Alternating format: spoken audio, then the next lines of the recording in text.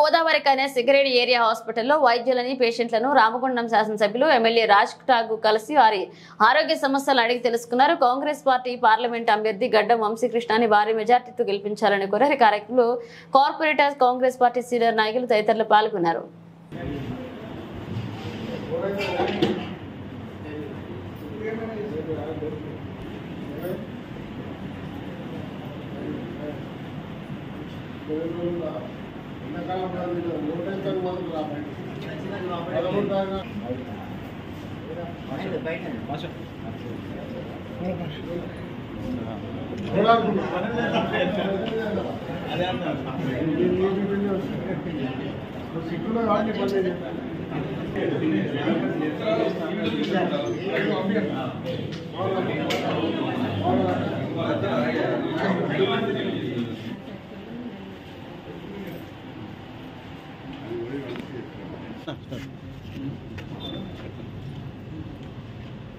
ఈరోజు పార్లమెంట్ ఎన్నికల్లో భాగంగా క్వీన్ ప్లేన్ సిఎస్పి తర్వాత సింగరేణి ఏరియా హాస్పిటల్లో కార్మిక బంధువులు అందరినీ కలిసి నిరంతరం ఈ ప్రాంతంలో సింగరేణి కుటుంబాలకు ఇంకా బయటి వారికి కూడా ఎప్పుడు నిరంతరం సేవ చేస్తూ వారి ప్రాణాలను వారికి గర్భించినటువంటి ఆరోగ్య సమస్యలను ఎప్పటికప్పుడు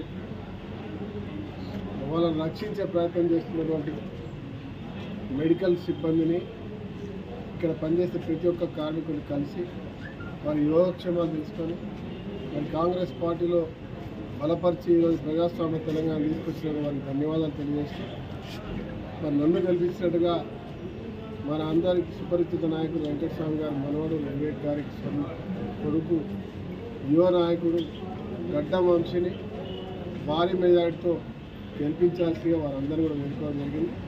సానుకూలంగా ప్రతి ఒక్కరు కూడా ఈరోజు ఇచ్చిన మాట 6 గ్యారెంటీల్లో 5 పూర్తి చేసినారు. సింగరేణిని కాపాడడానికి సింగరేణిని విస్తరించడానికి ఈ ప్రభుత్వం నిర్ణయం తీసుకుంటామని 1300 కోట్లతో ఇక్కడ సూపర్ స్పెషాలిటీ హాస్పిటల్ కడతా ఉంది. అన్ని రకాల వసతులు ఏర్పాటు చేస్తారు.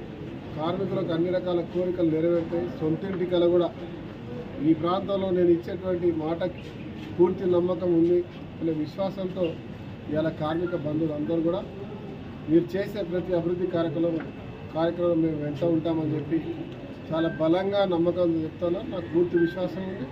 రాబోయే రోజుల్లో ప్రతి ఒక్క సంక్షేమంలో సహకరిస్తారు. అదే మాదిరిగా పార్లమెంట్ ఎన్నికల్లో దేశంలో రాహుల్ గాంధీ గారు ఏదైతే ఇన్కమ్ ట్యాక్స్ బర్త్ ఎగ్జామ్షన్ చేస్తామన్నారో అది రావాలంటే కేవలం రాహుల్ గాంధీ రావాలి. కార్మిక చట్టాలు ఉండాలంటే రాహుల్ గాంధీ కావాలి. బీసీలకు దళితులకు రిజర్వేషన్లు లేకుండా పోవాలంటే కాంగ్రెస్ పార్టీ రావాలి.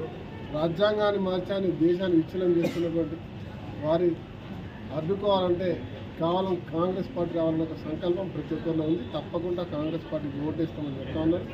వారందరికీ కూడా ధన్యవాదాలు.